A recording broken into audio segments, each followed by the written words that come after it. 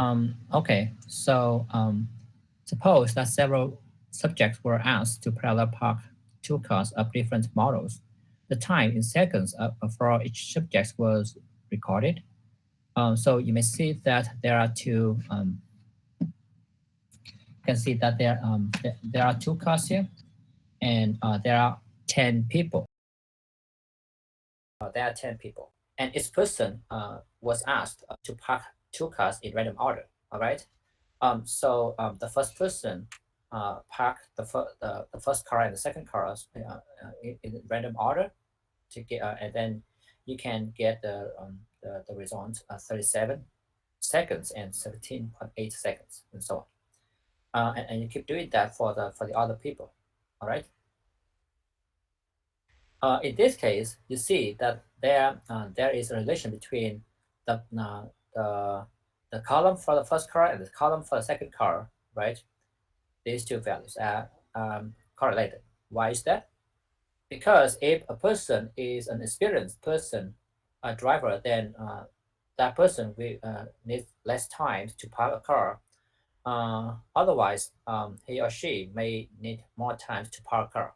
So if the first value is high, it is likely that the second one is also high.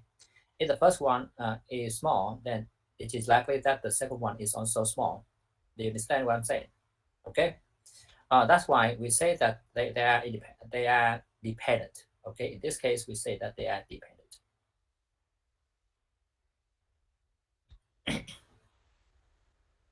Um, all right. We may have another design.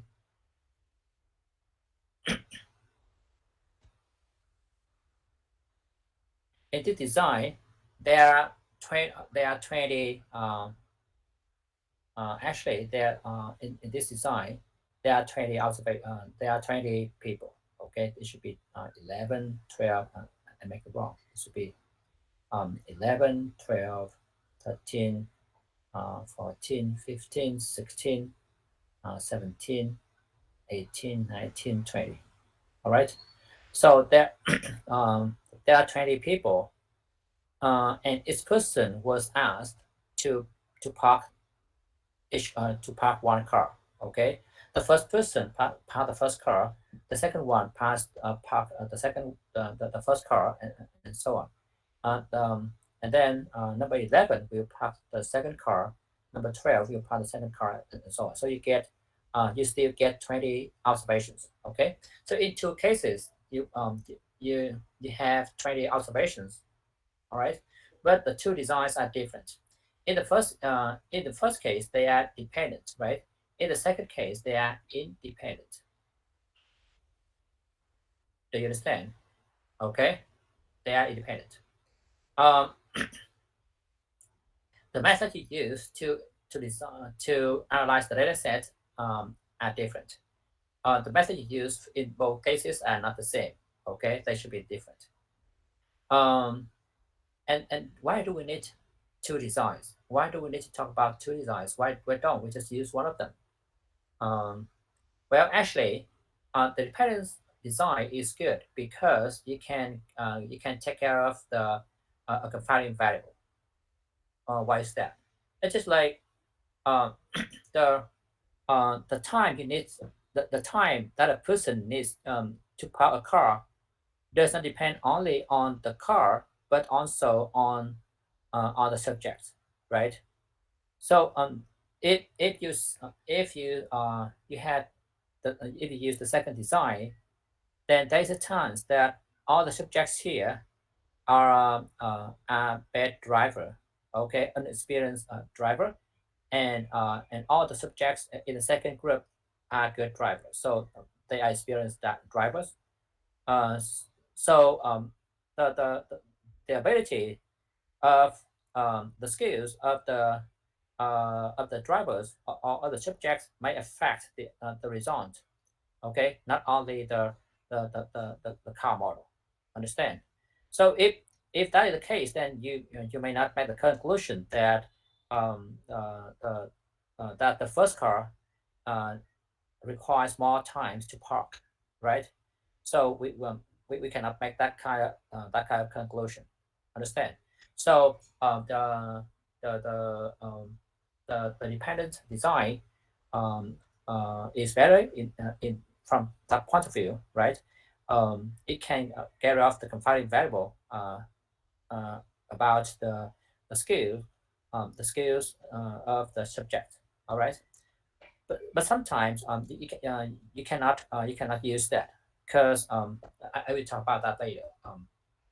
Okay, let's consider another example. Uh,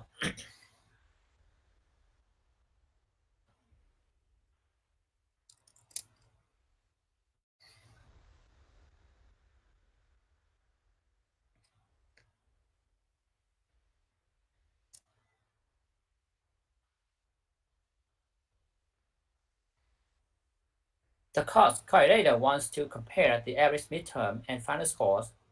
The following table gives the scores on 2 examinations with 45 points, possible points in each exam. So for the first one, you select only 9 students, right? And each student will give you the midterm score and the final score, all right? And then you can compare the midterm score and the final score. In the second design, you select 18 students, right? And for students, you can ask his or her the midterm score, either the midterm score or the final score. Okay, just one of them. And then you can compare them. Uh, in the first case, you have a dependent variable, the dependence design. In the second case, you get 2 independent samples. All right. Okay. But you may not have it all the time. You may not. Uh, use the dependent design all the time. Why is that? Let's consider the following case. In this example, the course coordinator wants to determine if 2 ways of taking the course result in a significant difference in achievement as measured by the final exam for the course. So in this case, you have only one exam, but there are 2 kinds of teaching. The following table gives the scores on an examination with 45 possible points for 2 groups. All right, so you get a conventional class, like the classroom or the online teaching. Um, then you can select 18 students to get their scores, right? 9 students from the group of those who take the course online, the course online, and another 9 students for those who take the course a conventional class. And you see that there's you can have the independent design. This is okay, right? You can select 18 students randomly and get their scores. But you cannot use the first design, the dependence design. Why is that? You cannot ask one student to take the course online uh, and and the conventional class offline at the same time, right? So a student needs to choose one of them, not both. So this is not this one is impossible. Okay, this design is impossible. Uh, so you cannot use this design. All right. Is there any question so far? Is there any question so far? So we need to compare the mean values of 2 groups. All right, and these 2 groups could be dependent or independent. Does that make sense to you, everybody? Here's the outline of what we are going to learn. Please let me know if you have any questions. You may see that we always assume that all the observations within a group, within each group, are independent and they have the same distribution. So x1, x2, xn1, they are independent and they have the same distribution. The same for the y1 and yn. However, the x, and the y could be may not be independent. Okay, it depends on the design. Sometimes they are independent, sometimes they are not independent. Okay. We have there are two cases here: the pair samples and independent samples.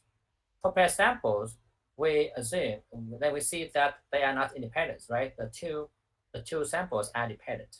Okay, and because we have pairs, then the number of observations in both groups are the same, n1 and n2 are the same, and you can use the common value n for that.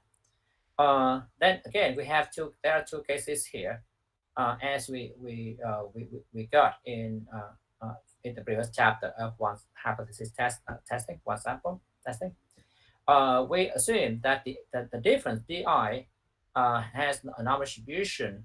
Okay, and we only consider the case when sigma the standard deviation of the difference is unknown.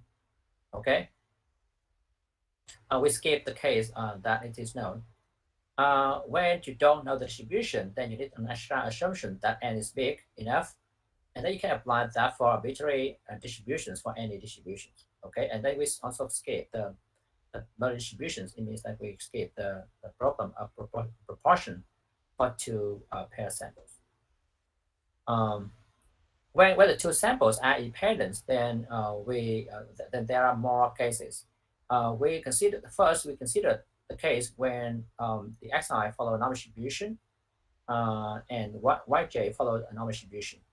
They may not have the same distribution. Okay, they both distributions are normal, but you don't know if the parameters are the same or not. Then we consider the three cases. First, sigma 1 and sigma 2 are known. You know the values of the population's standard deviation. In the second case, sigma 1 and sigma 2 are unknown, but you do know that they are the same. And then in the third case, they are different. Okay, and you don't know them. All right. If the distributions are not normal, or you don't really know the distributions, then you can assume that n1, n2 are big enough. And if they are big enough, then you can apply the central limit theorem to perform the test for arbitrary distributions. In particular, you can apply that method for model distributions to perform the test on proportions, to compare the two proportions of two independent samples. If that's all clear, everybody?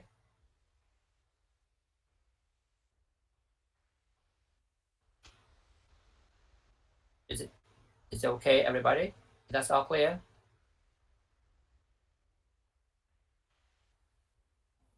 Could you demonstrate the types of distributions with like graphs or charts? Not yet, not yet. This is just the outline. I'm not. We haven't talked anything about the details. Just the outline. Do you get that? This is just the outline of what we are going to learn.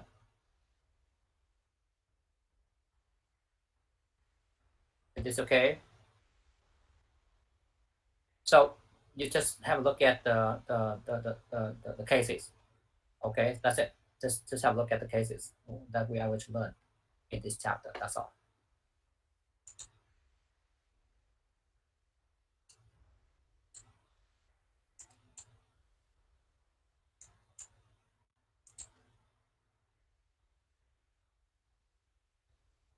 Is this okay? Yes.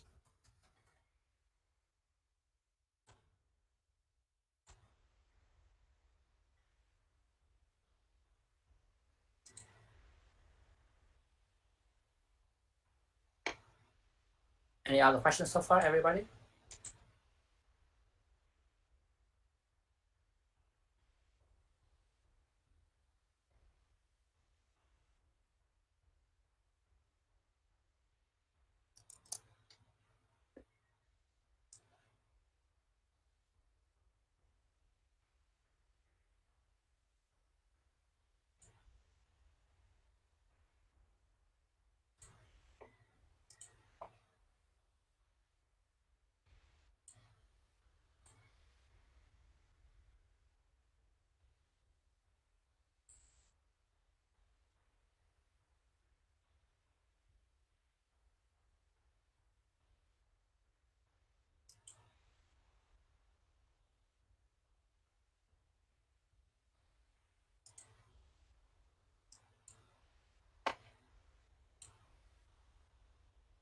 Okay, now I will move to the first case.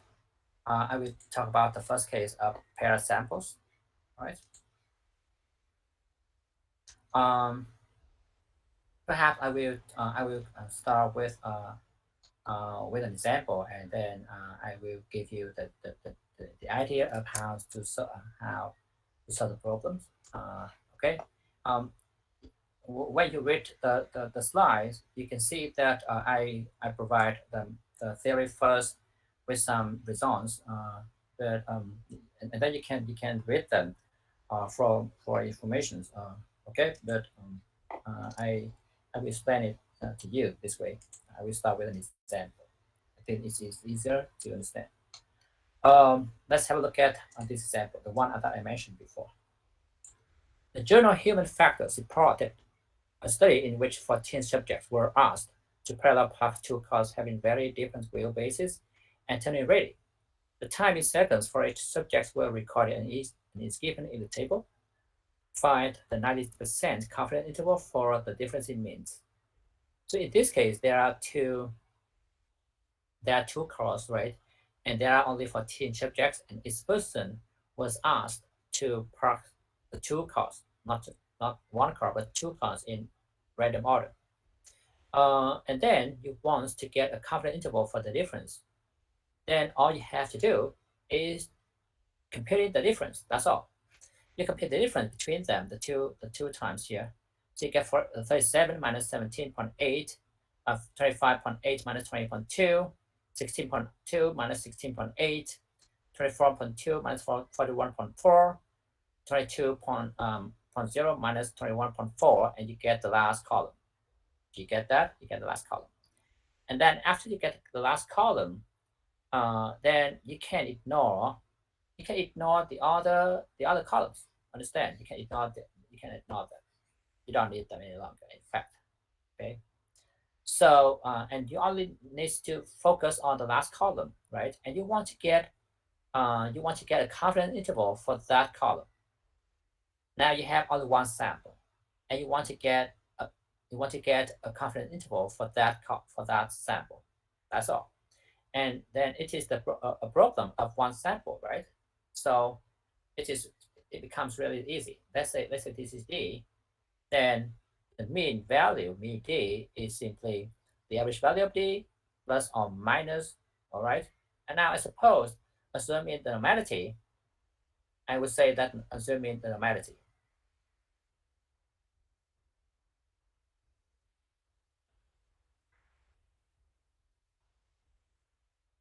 Then you get in this case you don't know the value of the population standard deviation of D.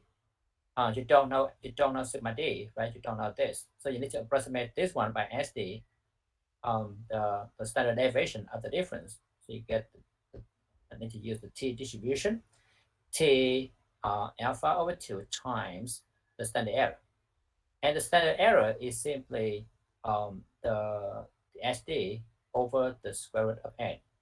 Is that all clear, everybody? Okay, you can find the average value of D very easily by looking at the last column, and then you get 1.21. Okay, the standard error is simply the standard deviation, which is 12.68 divided by the square root of 14.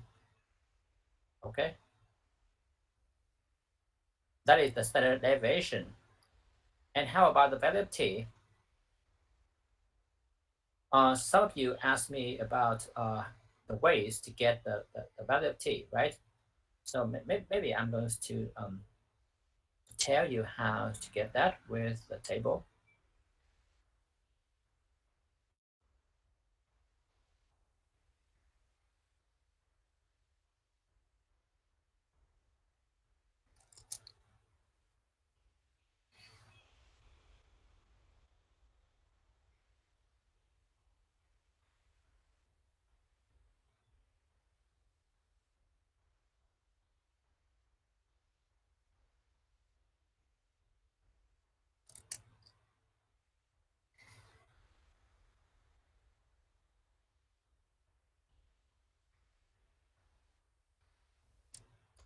Okay, you can have a look at the table here, and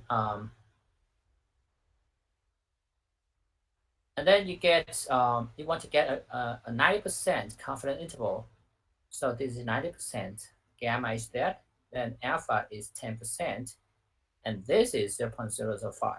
I'm sorry, this is 0.05. Okay, and what is that point? Well, the degree of freedom in this case is 14 minus 1, so you get 13.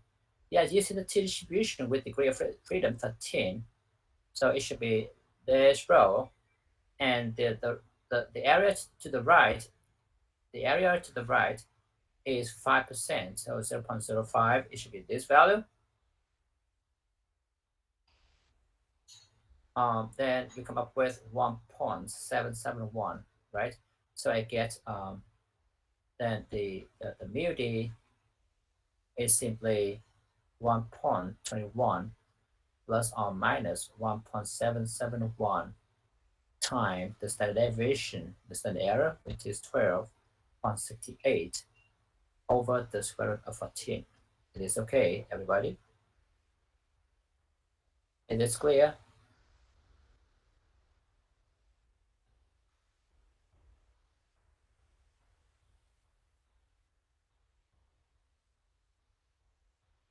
It is okay?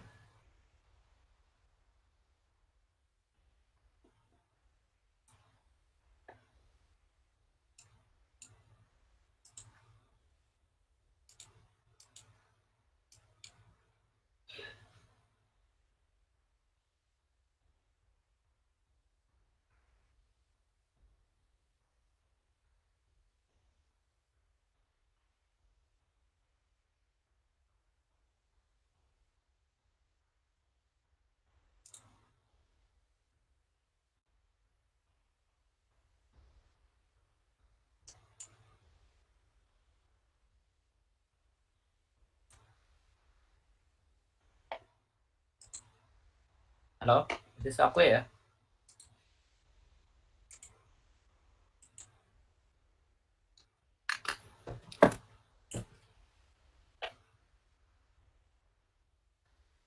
May I move on?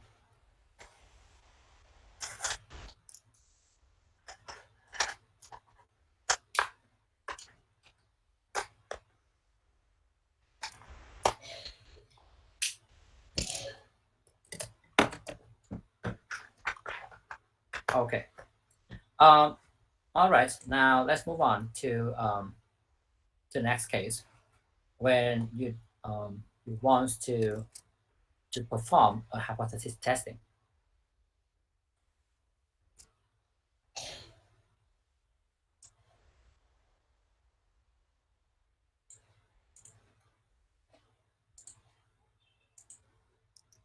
Can you think about this for a minute? Trace metals in drinking water affects the flavor, and usually high concentrations can pose a health hazard. An article reports on a study in which 6 river locations were selected, and zinc concentration determined for both surface water and bottom water at each location. The 6 pairs of observations are displayed in the accompanying table. Does the data suggest that the true average concentration in bottom water exceeds that of the surface water? Assume that alpha is 5%. What do you think?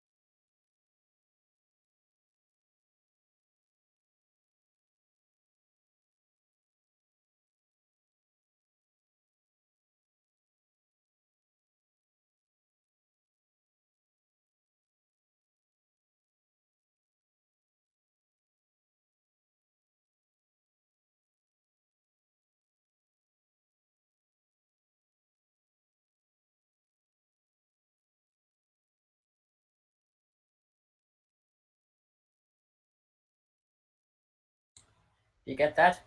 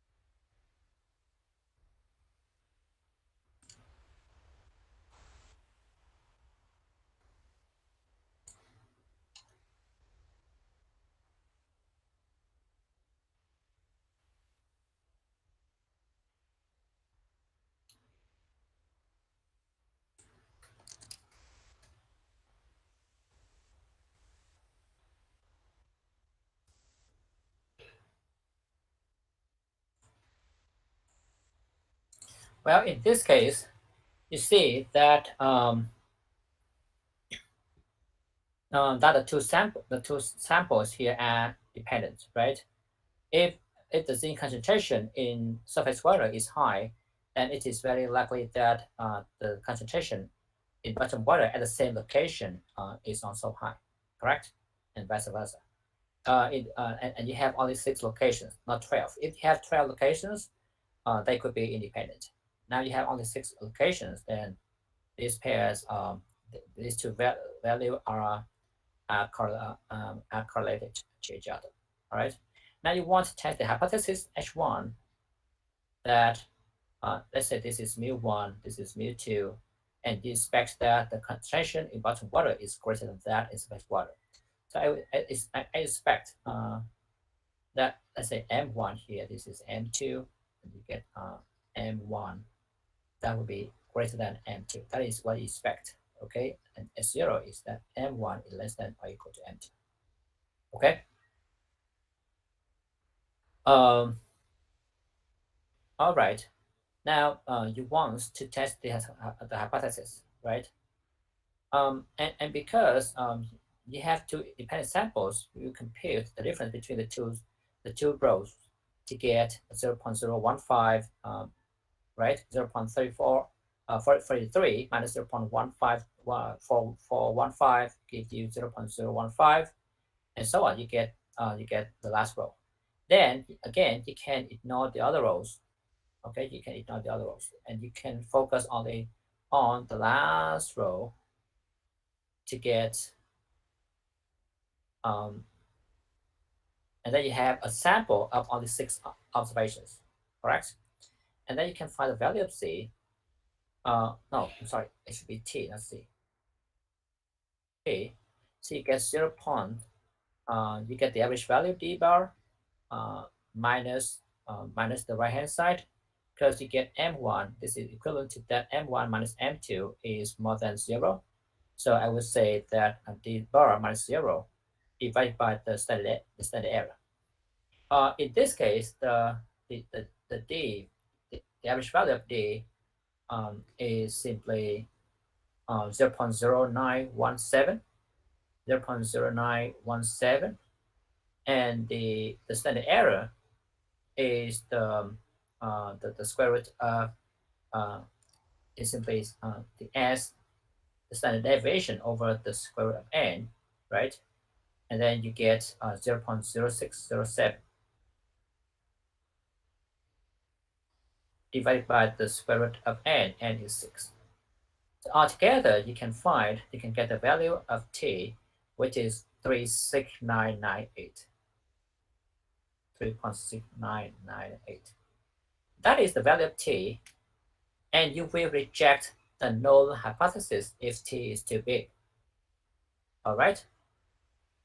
This is the one-sided testing, the right tail. Okay, and this area is 5%. So this is the acceptance region. You get the rejection region, and then you come up with you come up with the t distribution with degree of freedom 5, right, which is 6 minus 1. And then you can go back to this table again.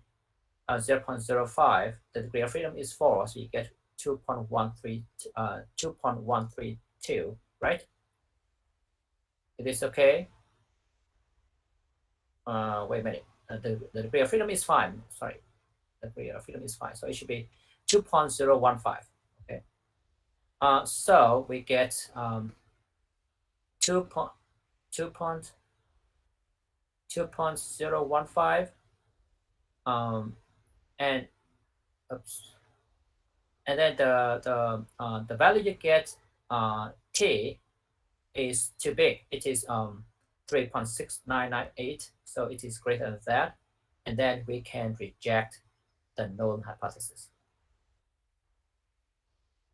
Do you understand, everybody? That's all clear?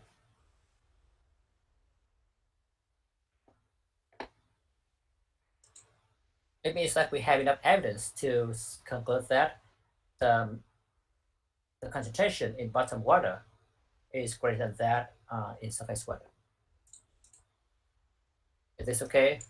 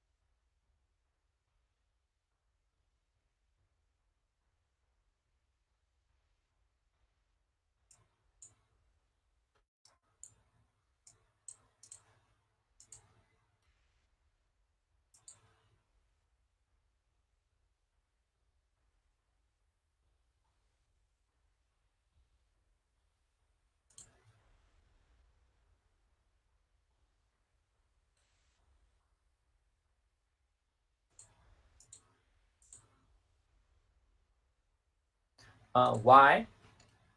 Well, that point is the right hand side of the inequality. The inequality here. If you get 10, then it should be 10 here. If you get 100, it should be 100 here. Okay, you get that? It should be the right hand side, the value that you want to compare with. So instead of comparing m1 minus m2 and 100, you compare d bar and 100. That's why you compute the difference between them. It is okay. May I move on, everybody?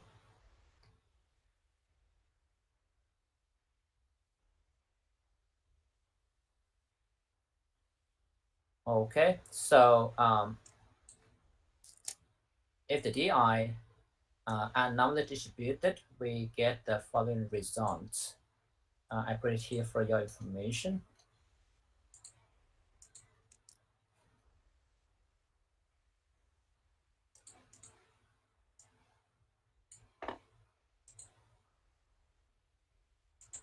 Okay.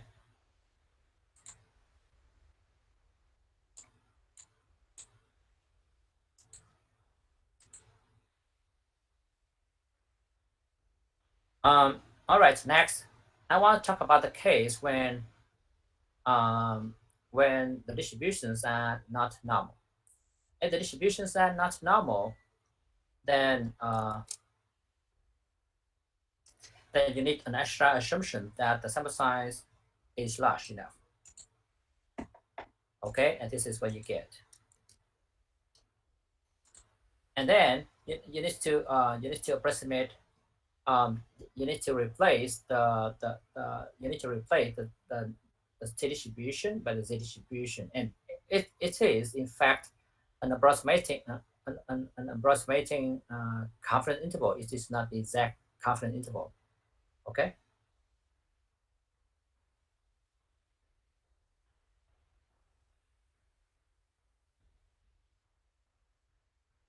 And you can also perform hypothesis testing by using the Z test.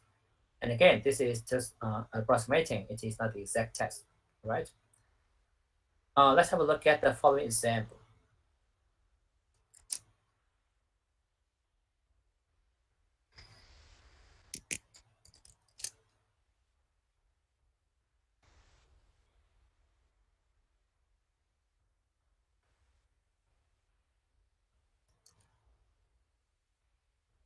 Can you think about that for a minute?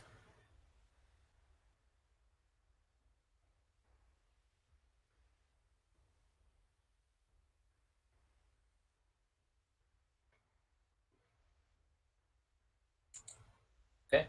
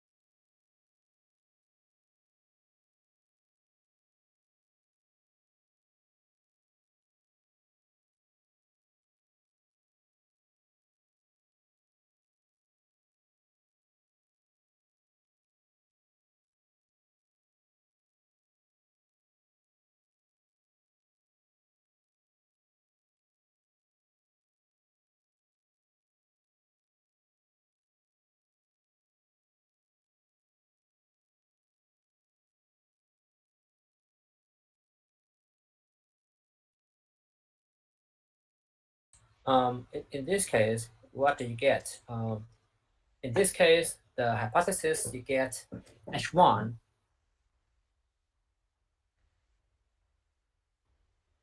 is that let's say we get two groups here, right? This is M1, and for this you get M2. Uh, the question is that does the data provide strong evidence for concluding that true average calorie intake for teens who typically eat fast food exceeds by more than 200 calories per day on the true average intake for those who don't typically eat fast food. So we expect you expect M1 to be less than M2, right? Okay, you expect M1 to be less than M2, and then not really. Typically, its fast food exceeds by more than 200. Okay, so you expect M2 uh, M2 is greater than M1 plus 200. Okay, or let's say M2 minus 200 is more than M1. All right, or let's say M1 less than I'm sorry, minus M2 is less than minus 200. Okay, that is the alternative hypothesis. And the null hypothesis is that M1 minus M2 is greater than or equals to minus 200. It is okay, everybody? That's all clear? It is okay, everyone? Okay. And then you need to find the z value. Now you don't really know the normality, but you can use the z test because the sample size here is big. It is what's that number?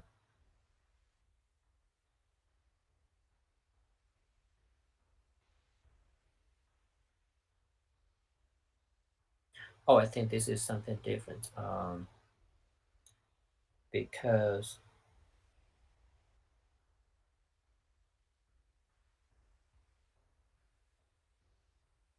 sorry, I think I need to skip this problem. I will postpone that to the end of the lecture today because I think I did the wrong one. So this is another one. The design is different. We correct right over here, but the method we use is different. Okay, because these two samples are independent, but they are not dependent. Okay, sorry about that. I will replace that by another one.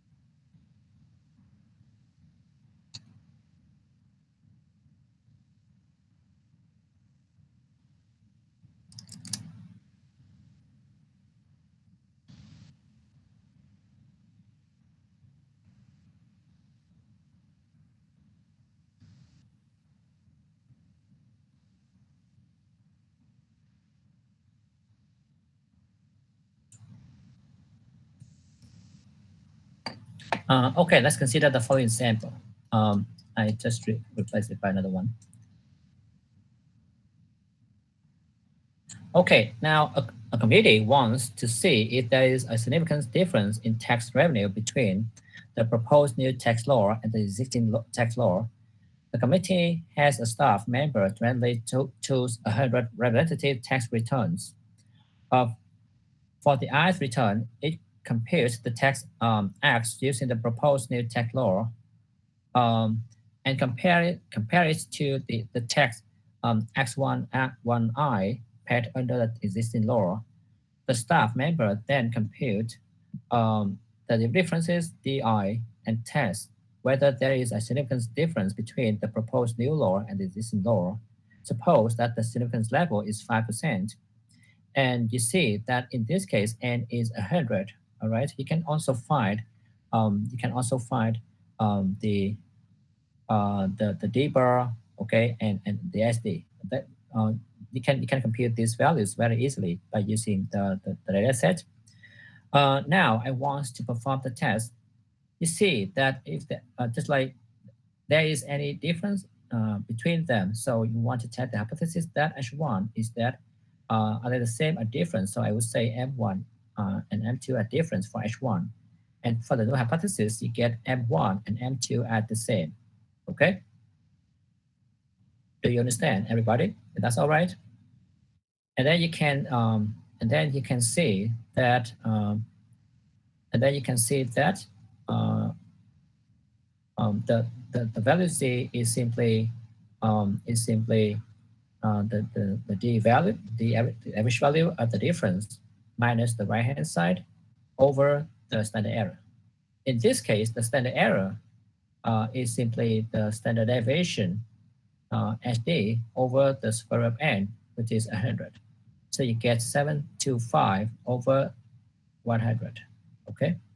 And D bar is minus 219. So you get minus 219 minus 0 divided by, this is 725 divided by 10. And you can find the value of Z. All right. Z in this case is minus 3.02. All right.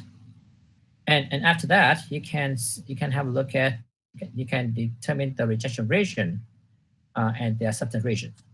It is a testing, right? Just the same or different. So you get the acceptance region here, and then you get the rejection region, the rejection region. And yeah, using the standard number distribution, the significance level is 5%. So this area is 0.025, and this is 0.025. And that point is 1.96, and that is 1.96. And then you see that the value Z you obtain here belongs to the rejection region. So we can reject the null hypothesis. Do you understand, everyone? That's all clear? Is this okay?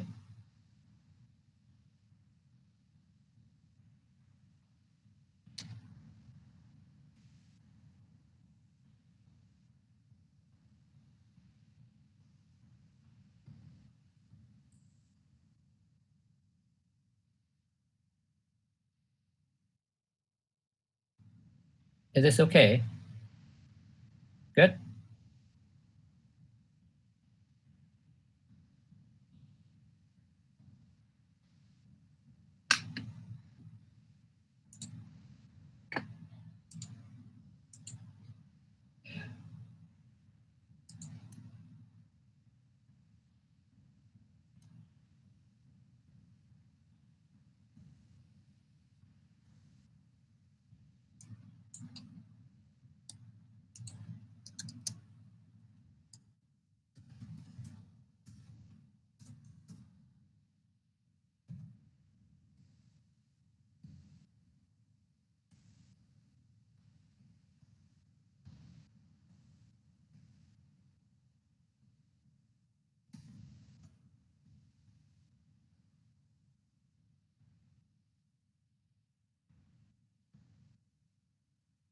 Is that a one tail or two tails? You have a look at the hypothesis here, the alternative hypothesis. In this case, you see that it is M1 minus M2 is different from 0, right? So you may get greater than or less than. Greater than is one side or one tail, less than is one tail. Difference means that it could be greater than or less than, right? So you have two tails here. Difference is 0, so difference means it could be over here or over there. Then you get two tails. For greater than, you have only one tail, right? That is the one. For less than, you have only one tail over here. Understand? Is that all clear? Okay. All right, let's have a break. Then after that, I will move to the next case when we have two independent samples. All right. So next time, the next after the break, I will talk about the methods that you need to use to compare the two independent samples. Okay. So we just learned this one. Just learned this one. Now I will talk about the next two, the next case. All right. Okay. Let's have a break.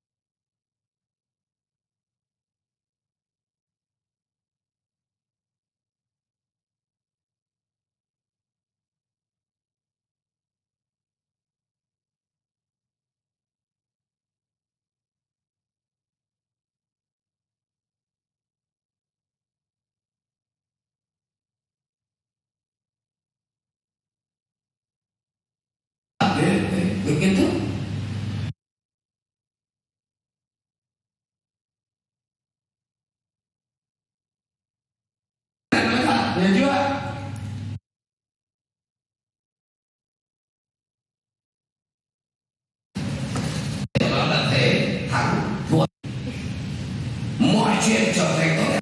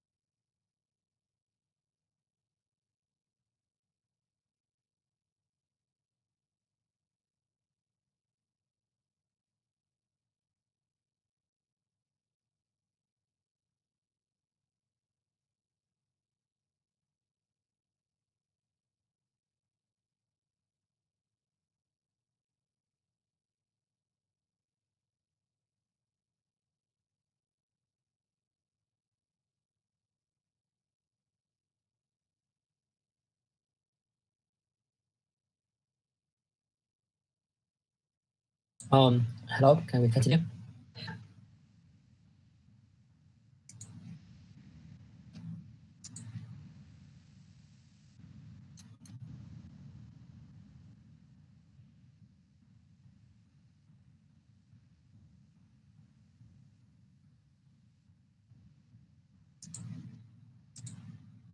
Can we continue? Can you hear me clearly?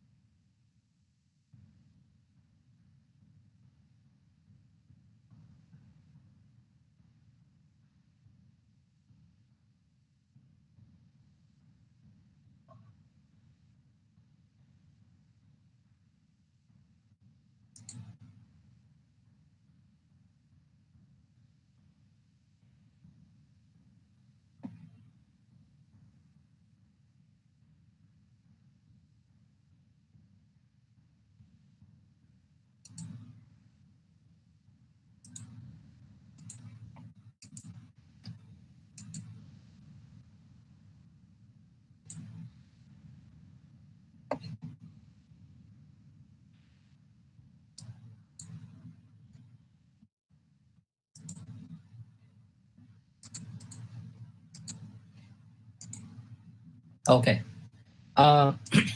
So next we will learn the case when the two samples are independent. In the first case, we assume that they follow normal distributions. Okay.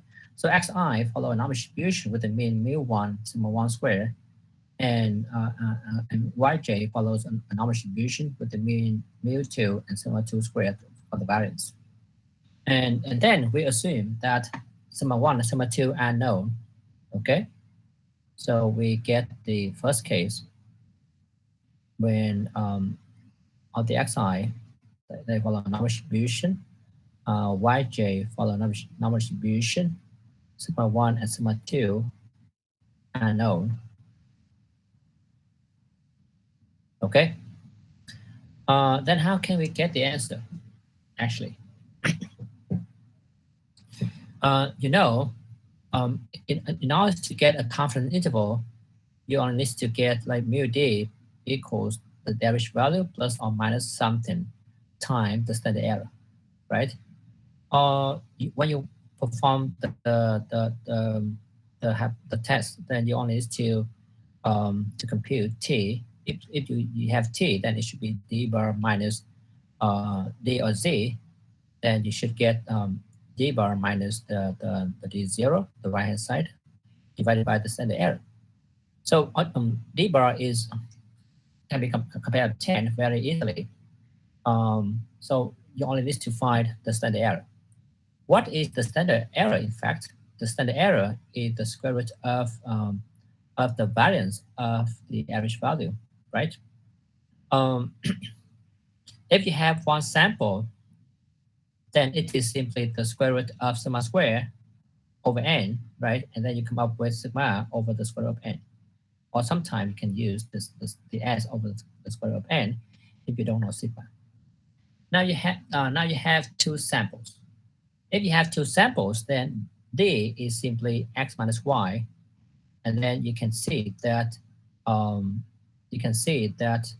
the the d bar equals the x bar minus y bar. Then I can get the variance of d bar, which is the variance of x bar minus y bar, because x and y in this case are independent. Okay, they are independent. The two samples are independent. Then this is the variance of x bar plus the variance of y bar. And the first term is sigma 1 squared over n1. The second term is sigma 2 squared over n2. So I can conclude that the standard error is the square root of sigma 1 squared over n1 plus sigma 2 squared over n2. As long as you get the standard error, you can go back to this to get a confidence interval as well as to perform the hypothesis testing. Okay, let's consider the following example, and you will see the main idea. For more details, you can have a look at my slide. Okay. Now let's have a look at this example.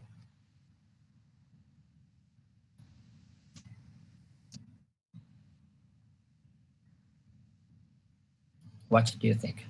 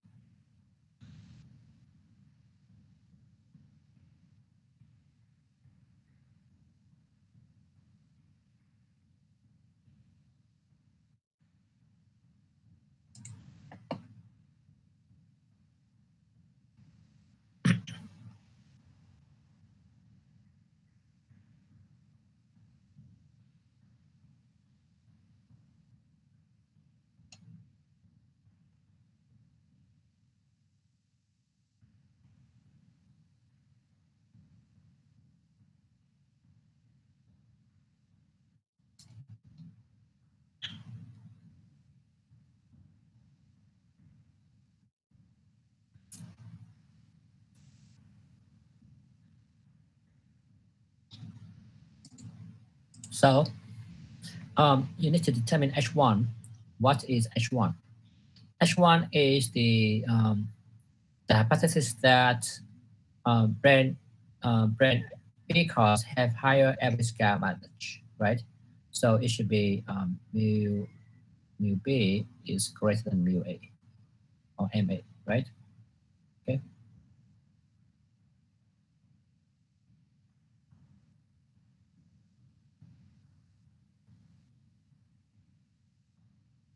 A consumer research organization routinely selects several car models each year and evaluates their fuel efficiency. In this year's study, up to similar subcompact models from two different automakers, the average gas mileage for 12 cars of brand A was 27.2 miles per gallon. The 9 brand B cars that were tested averaged 32.1 miles per gallon. At 1%, should it conclude that brand B cars have higher average gas mileage than brand A cars do? Suppose that two populations have normal distributions with the standard deviations 3.8 and 4.3 respectively. Um, so you see that in this case, you do have the normality, right? You have normal distribution. You see that it is normal distribution. It is normal, yes. And you want to check if you know the population standard deviation or not. The answer is yes, you do know them, right? Okay. It is all right. So, and because you know them, then you can get the uh, the Z test. You can use Z test for that. All right, use Z test for that.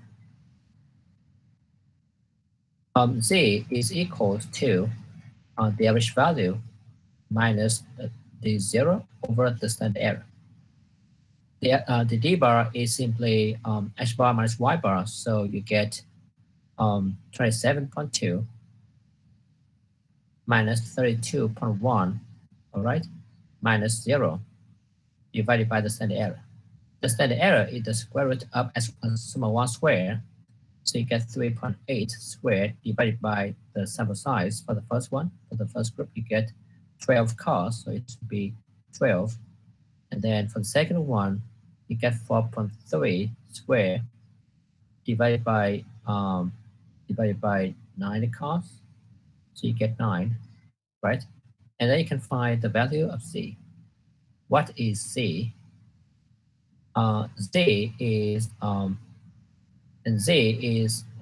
minus 2.715.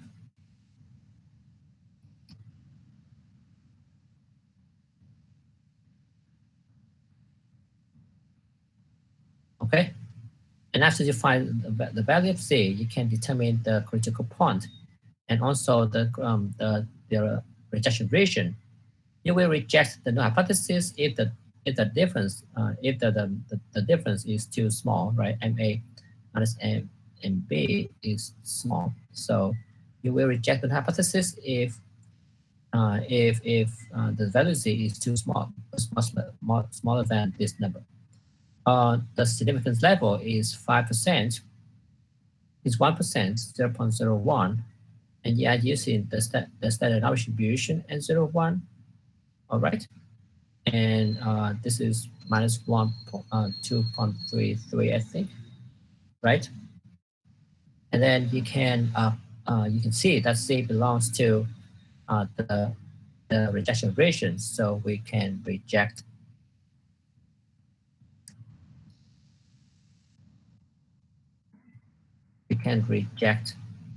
the null hypothesis. It is okay, everybody? It is clear?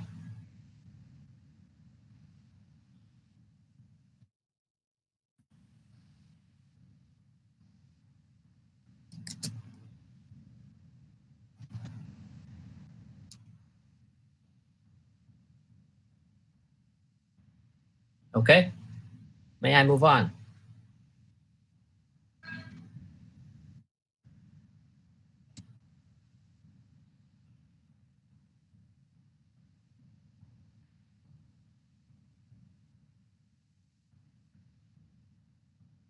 May I move on, everyone?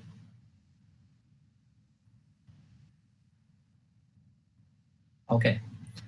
Let's have a look at the example and tell me your answer.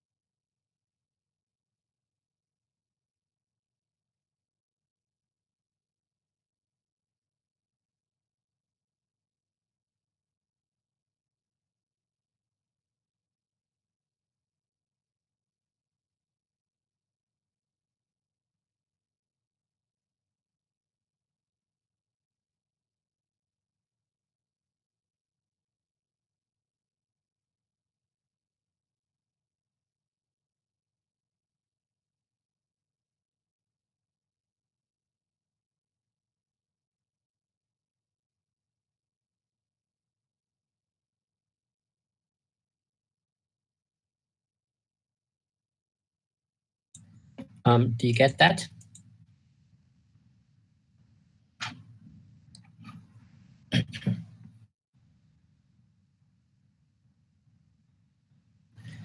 In this case, you see that mu d is simply the average value plus or minus um, the z value, right, times the standard error. Okay. D bar is simply 87.6 minus 74.5. All right. For the standard error, it is simply the square root of sigma 1 square over n1 plus sigma 2 square over n2. Okay. And the standard error is simply the square root of 1 over n1. N1 is 10, I think.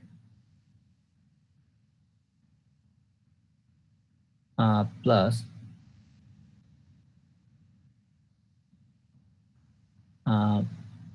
plus 1.5 square over 12. Okay, so you can get the standard error. You can get the standard error.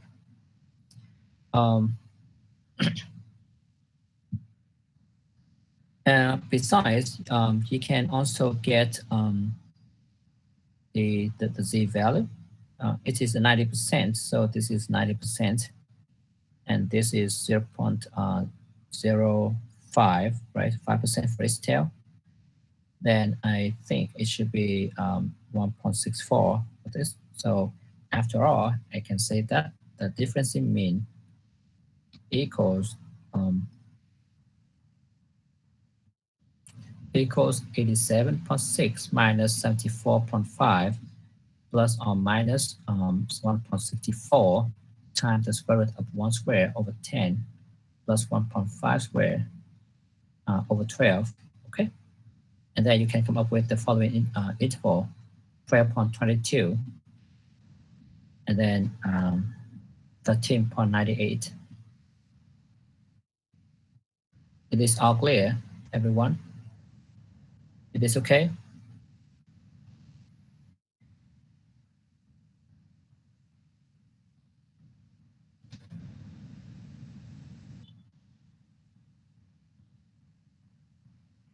Is this okay? Is this clear?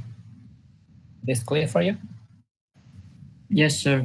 Okay, very good. Now, what if you you don't know sigma? For now, we know how to get the answer because you do know sigma 1 and sigma 2. What if you don't know them? So the second case is that xi still follow normal distribution, yj still follow normal distribution, and they are independent.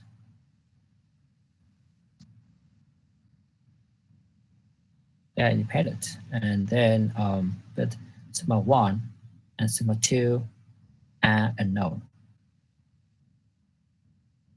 But we do know something, that they are the same. Okay, we know that they are the same. Then what is the answer? How can we deal with that? If and again, you need to find this an error. That's the main idea. Sigma 1 and sigma 2, sigma 1 and sigma 2 are unknown. So you can approximate sigma 1 by S1, and you can approximate sigma 2 by S2. Okay? And let's say this is sigma. So they are the same. They are the same sigma. You only need to estimate one parameter sigma. But you have two options. The first option is S1. The second option is S2. Which one should I use? It is wise if you can combine them and to get a more accurate value, right? So it is very natural to think about the average value of S1 and S2, but I'm not going to use S1 plus S2 divided by 2. I'm not going to do it that way. No, I'm going to use with different weight, not 1/2 for each, because the size of the samples will be different. Therefore, the weight should be different. Okay. Therefore, I think about I use S1 square. I also use the confidence interval. I'm sorry, the average value of S1 and S2 square. But instead of using 1/2, I'm going to use the degree of freedom. So let's say N1 minus 1, and then N2 minus 1 divided by the sum N1 minus 1, and then N2 minus 1. Do you understand? And then I will denote by S square. I will denote by S square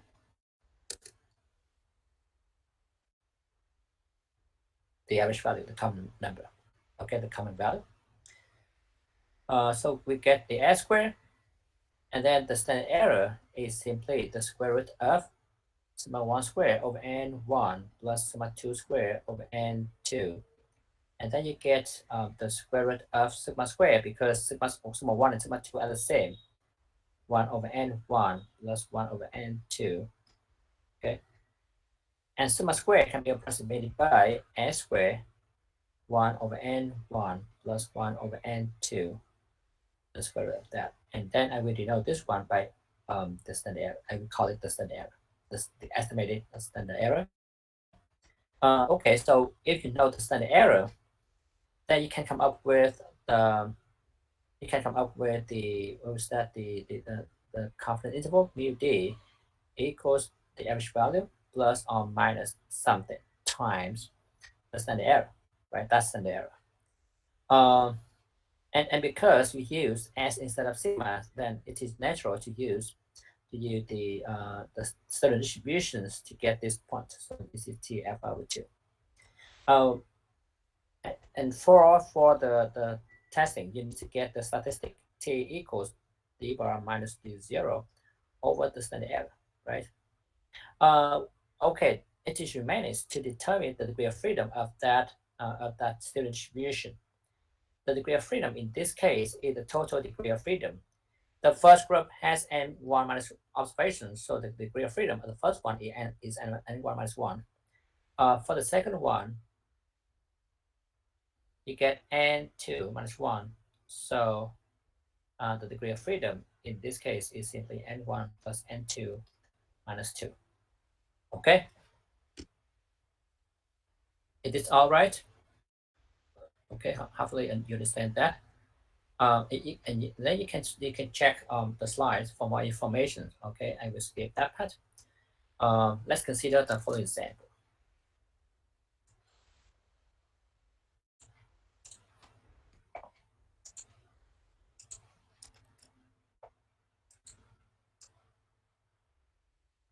Can you think about please compute the d-bar, the standard error, all right, and then tell me h1, and then the conclusion. Please think about that for a minute. What is the meaning of signal tilde? Oh, tilde means that it follows a distribution. So when I say x tilde n 0, 1, it means that x follows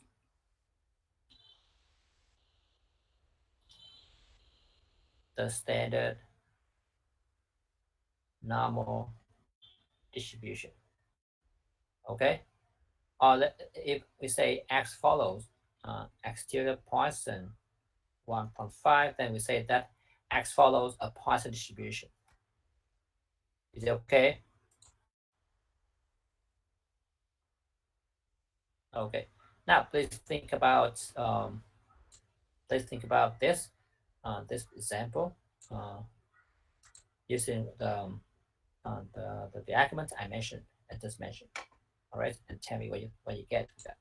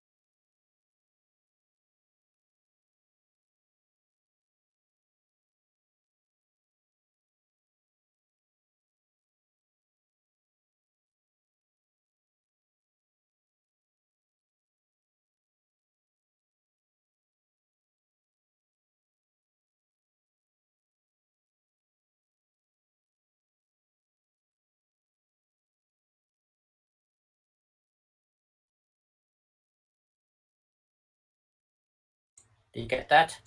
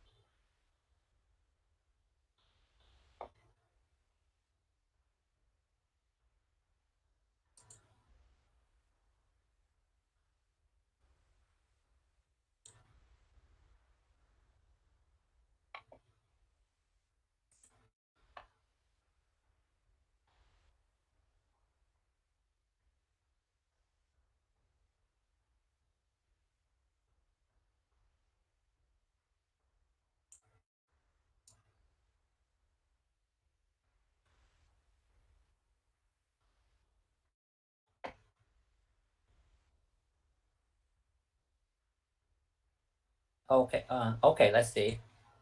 So in this case, suppose that H1 is the hypothesis that this is M1, this is M2, so M1 is smaller than M2, right?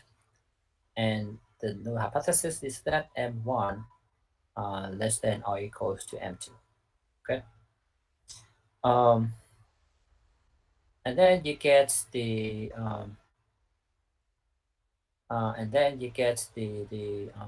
hypothesis. You get the t value, right? The t value.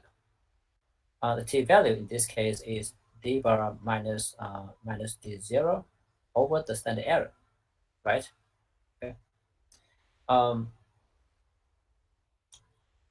Now you need to find you need to compute the damage value of the difference.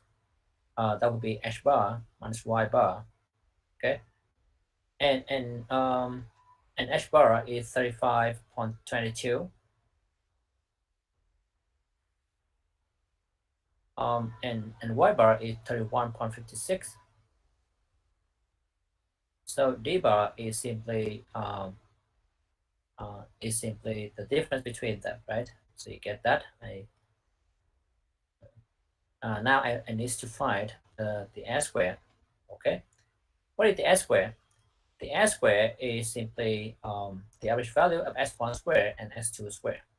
There are 9 observations in each group, so you get 8 s1 square plus 8 s2 square divided by 16. Okay, and this is simply 22.2361.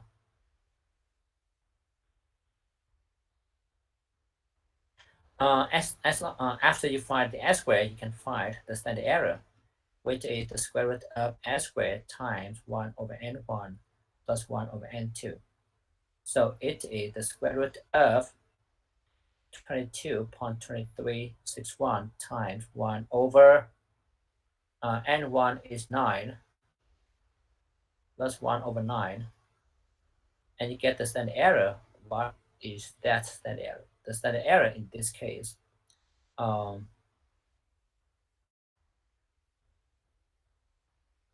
is root of 2.2361.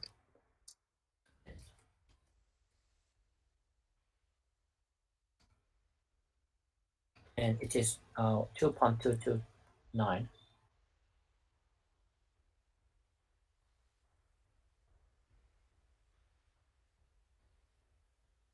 Okay, so after you find the standard error, you can get the value of t, right? It is so t is 35.22 minus 31.56. In the exam, you should use the more accurate numbers, right? Divided by the standard error, you get 2.2229, and that will be that is 1.6495, 1.6495, and then you come up with this. It is the right here, I think. It is the right here, right? Right there. So you get the right tail, which is this one, and that is the right tail. What is the right tail? The right tail, the area is 0.01 because the significance level is 1%. This is the acceptance region. This is the rejection region, and that point. Where is that point? Yeah, using the t distribution with degree of freedom. The degree of freedom is 18, I think. No, 16. The degree of freedom is 16. And then you can get that number, which is 2.583. Okay. The value t you obtain is less than that, so we fail to reject the null hypothesis. It means that we don't have enough evidence to conclude that the average score of those who check the course online is greater than that of those who check the class, who check the conventional class. Is that all clear? Is this okay, everybody? So the answer is no.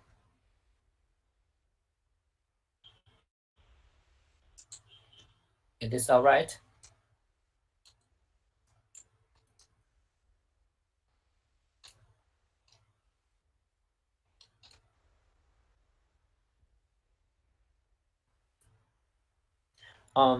There's one thing that I want to mention. How do we know that the sigma 1 and sigma 2 are the same in this case? How do you know that sigma 1 and sigma 2? There are several ways to test this hypothesis, but in the exam, you don't have a software to use to be able to test the hypothesis. So and using the methods require more time. So that's why you are allowed to use the following rule, the following the following convenience rule. You get the you compute the S1 over S2. If S1 over S2 belongs to the interval 1/2 and 2, then we assume that sigma 1 and sigma 2 are the same. If it does not belong to that interval, then we believe that it is that they are different. Okay, is that clear? In the previous case, in the previous example, you can check to see that h1 over s2. To see that in this case, in the example, s1 over s2 is 2.94 over 4.94 4.48, and it belongs to the interval 1/2 and 2. That's why we can assume that the two population standard deviations are the same. It is okay, everybody. That's all clear. It is all right.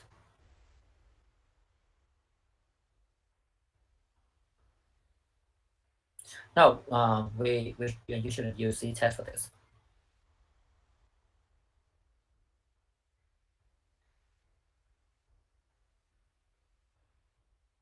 Look, well, you compare S1 of S2, and you compare it with 1/2 and 0 and 2, 0.5 and 2. Okay, that is the interval. Is this all right?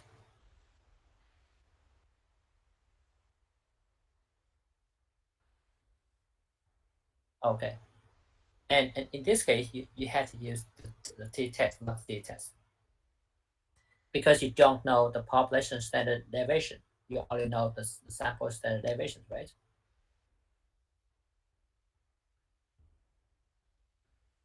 Is this okay?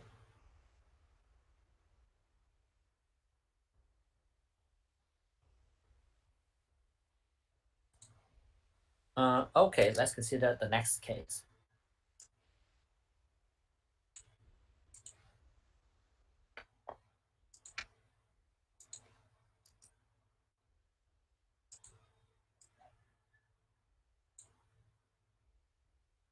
Please give it a try.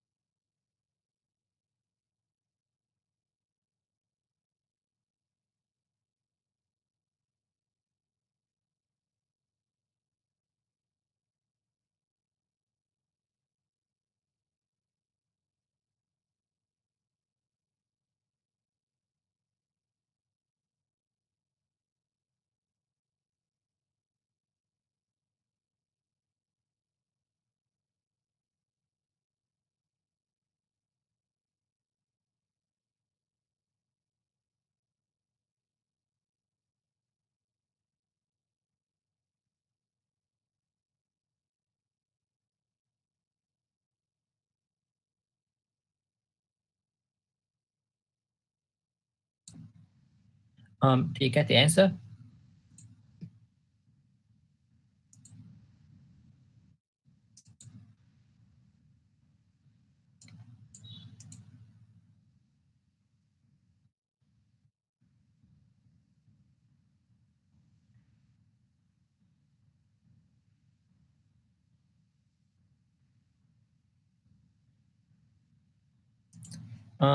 So you can see that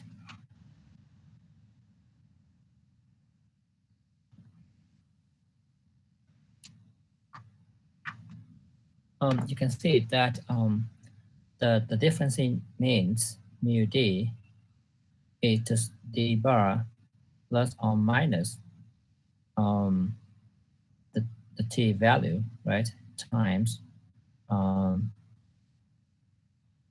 time the standard error. Okay,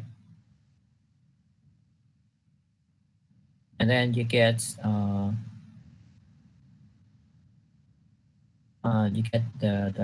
you get d bar, that should be 90 x bar minus the y bar 87, okay, plus or minus the t value, and then the standard error.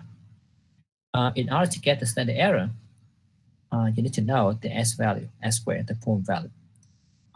There are, let me see, there are 10 observations in the first group. So you get 9 s1 squared plus 14 s2 squared divided by 23. Okay. And then you get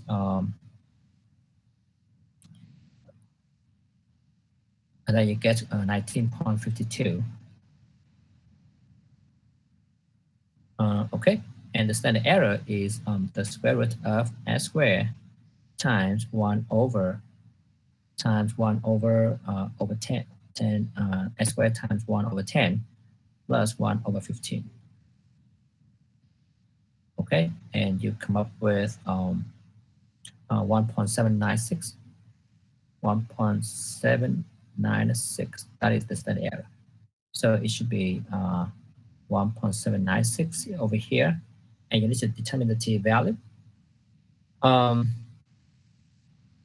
The confidence level is 95%. So it is 95% in between, and this tail is 0.025. And we are dealing with the t distribution with degree of freedoms 23.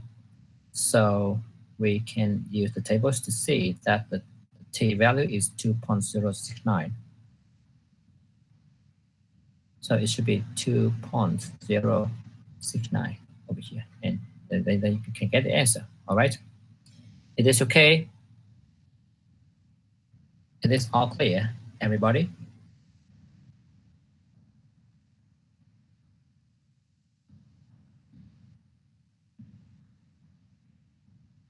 It is okay.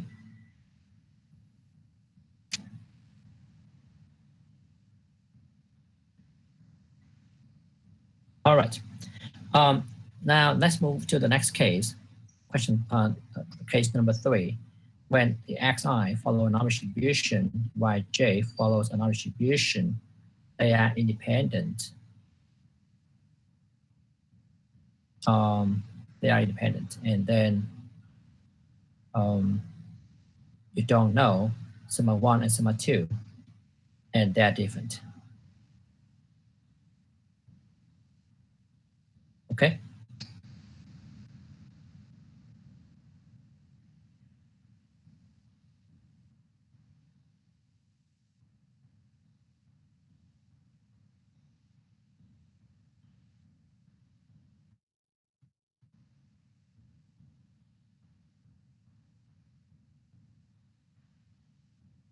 Is this all right?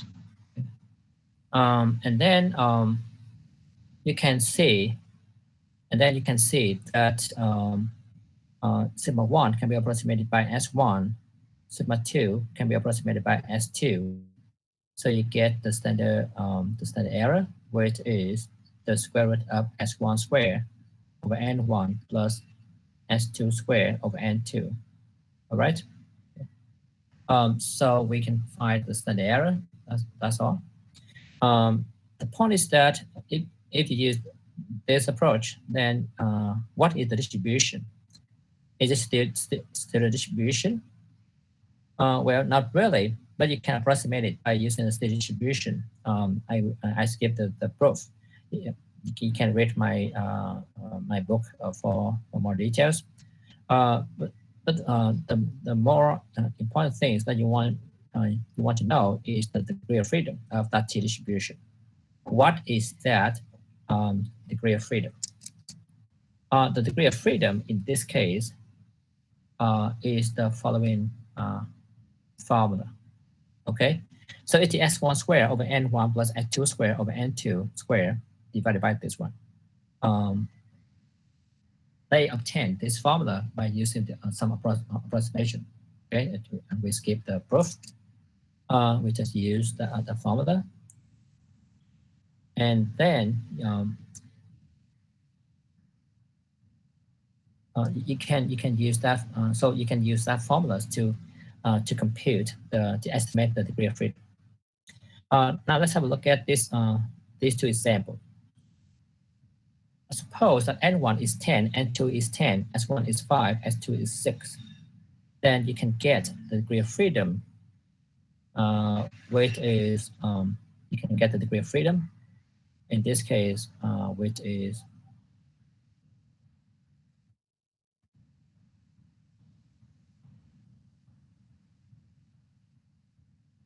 s1 squared, so you get 5 squared over 10 plus 6 squared over 10 all squared divided by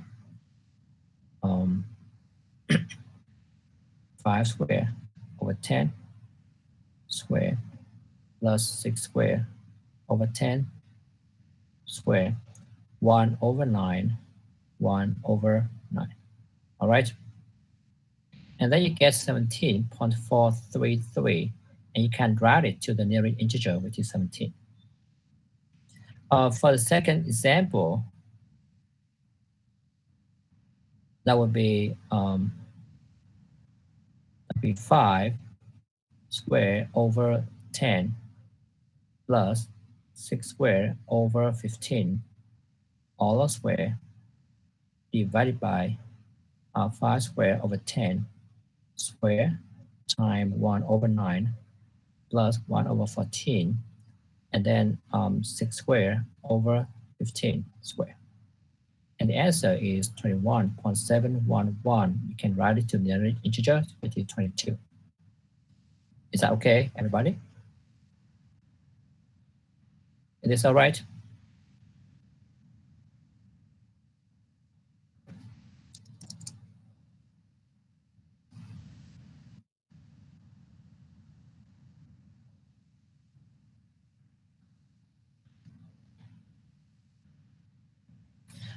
Okay, now let's have a look at the following example.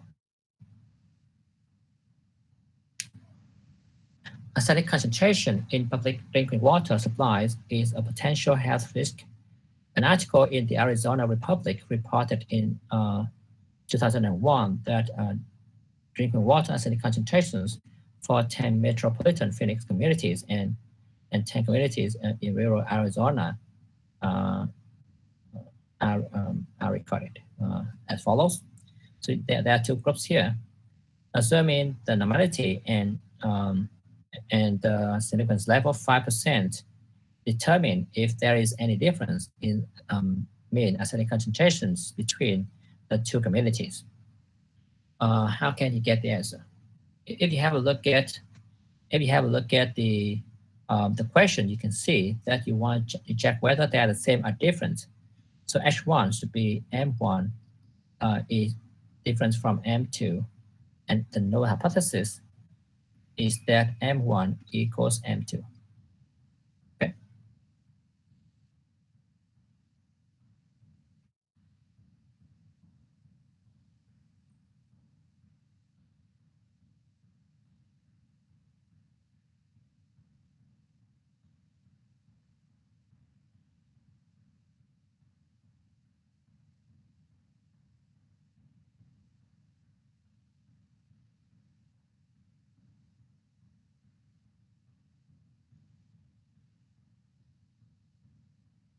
All right, and then you find the S1, and then you find the S2.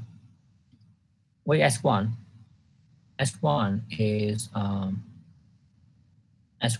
7.63,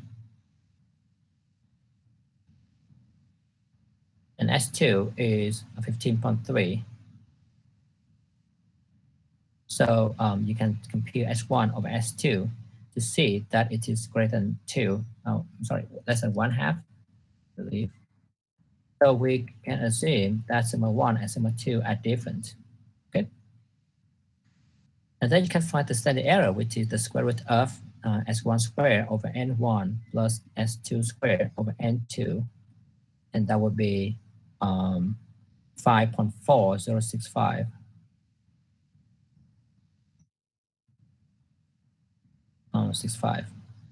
Okay.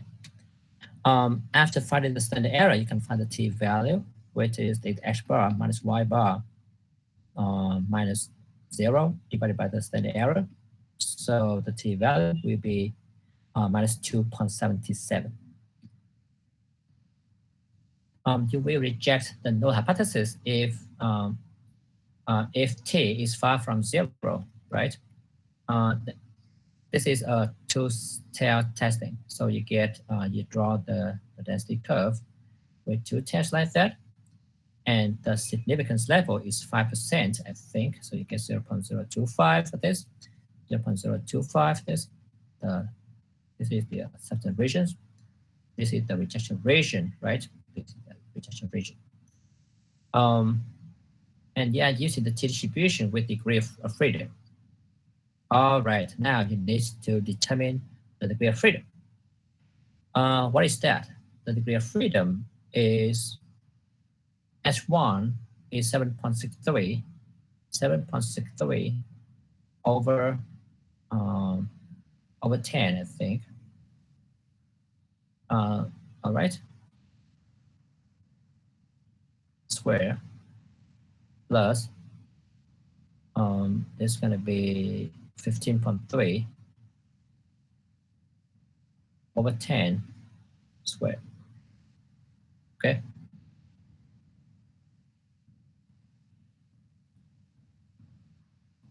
And then you get, and then you also get 1 over 9 times square plus 1 over 9 times square. So I can get the degree of freedom, which is 13.2. And you write it to the integer, which is 13. So I use the degree of freedom, 13, for that standard distribution. And then I can get the t value, which is 2.160.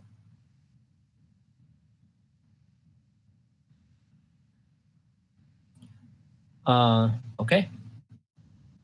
And then you see that the t value belongs to that. So we can reject the null hypothesis. Is that clear?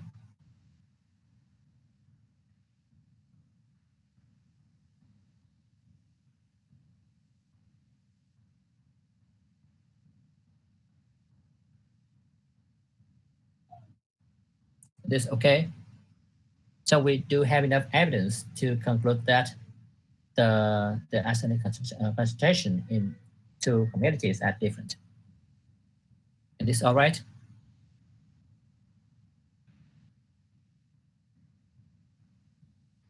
May I move on?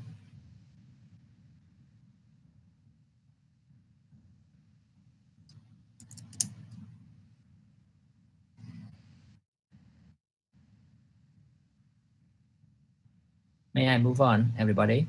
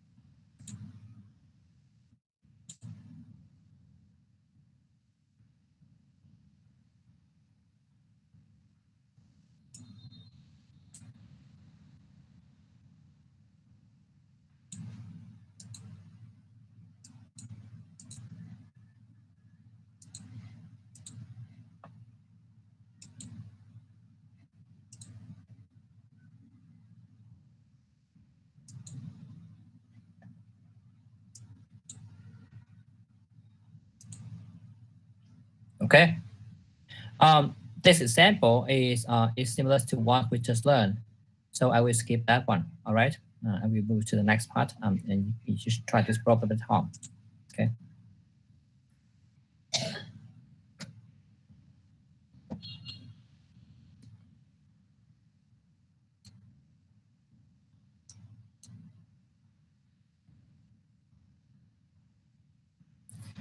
Now I want to talk about the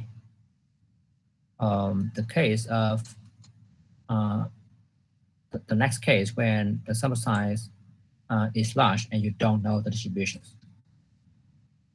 So the next case is that case 4, xi don't follow all the xi don't follow normal distribution, or yj they don't follow normal distribution. Okay, that's still independent, but you don't know the distribution. Okay.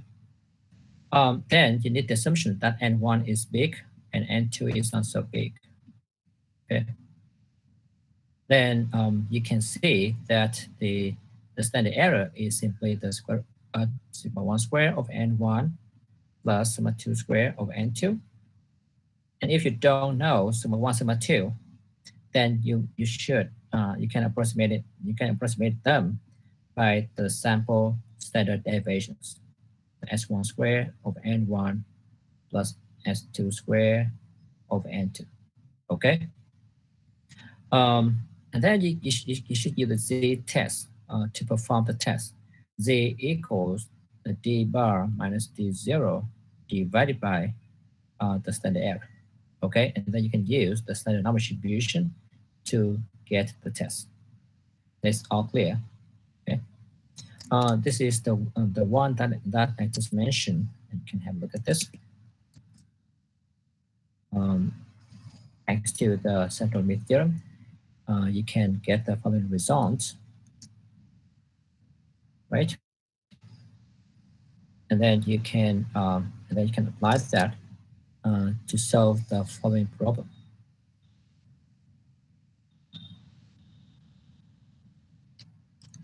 Okay.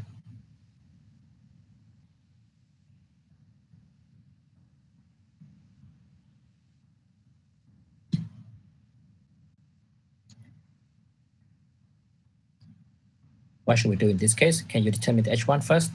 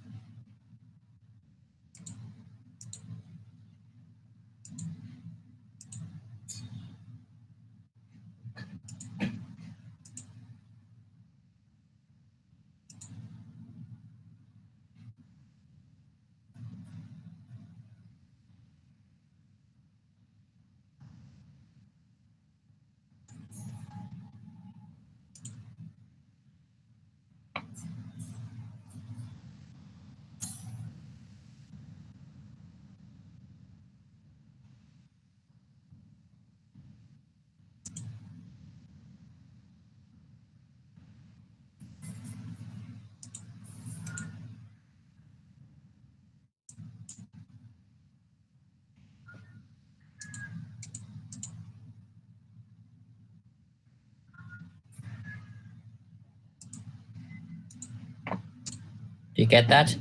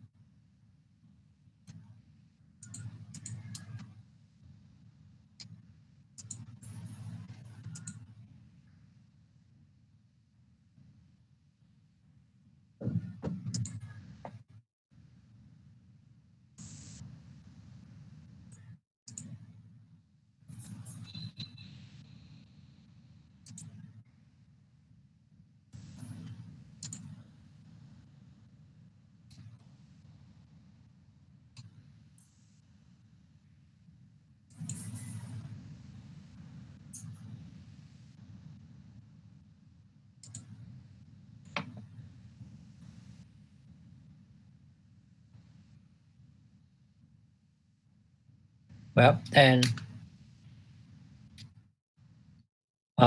you can see that H1 one is that the mean lifetime of the first brand is not the same as that of the second one. Okay, just the difference between them. So just the same or different. The null hypothesis is that M1 and M2 are the same. And then you see that you don't know the normality, you don't know the distribution, if the distributions are not more or not. But the sample size are large, so you can compute the value Z, that is the mean value, x bar minus y bar minus d0 over the standard error. And it is 47 minus 48 minus 0 over the standard error. The standard error in this case is 4 square, right? 4 square divided by 100 plus 3 square over 100. And the value Z, you can get the value Z is minus 2, okay? And you have a look at the H1 and see that it is a two-tail testing. So you get 2 tails like that, and the second level alpha is 1%.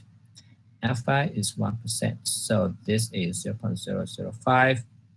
That is 0.005. Okay. And what is that point? This point is simply the this is 0.05, so 2.58 minus 2.58. Okay. And then you get the value Z. That value Z is in the certain regions. So we fail to reject the null hypothesis. Is that all clear? Is this okay, everybody?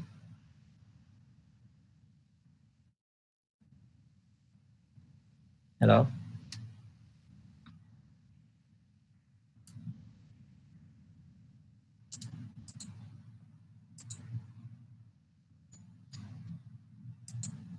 This all clear?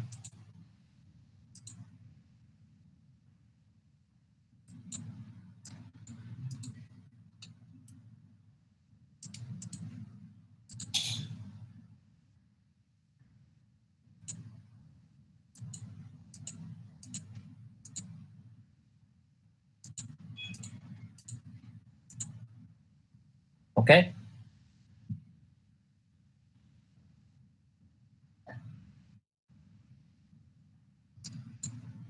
All right.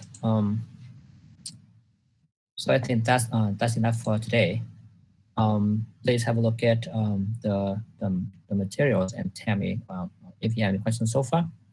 We still have one more case to study in this chapter about the proportion. But I think that's too much for today. So I will talk about that next time. Okay. And there will be a quiz. There will be a quiz for you to take today, and the deadline will be 3 days. Because I'm not sure if you if you you still remember everything, or you may forget something after you come back from the training. So I will give you 3 days to complete the quiz, to submit the quiz. Okay, and remember not to forget it. Okay, try not to forget that. All right, and yeah, and please do it on time. Any questions so far? That's all clear. Yes. Teacher, what is the quiz about? It is about hypothesis testing for one sample.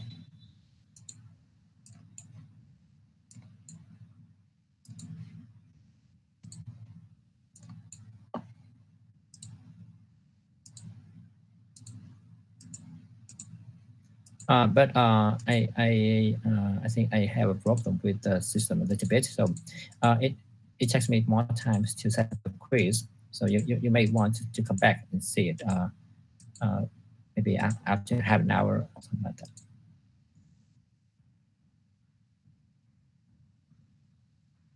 Okay.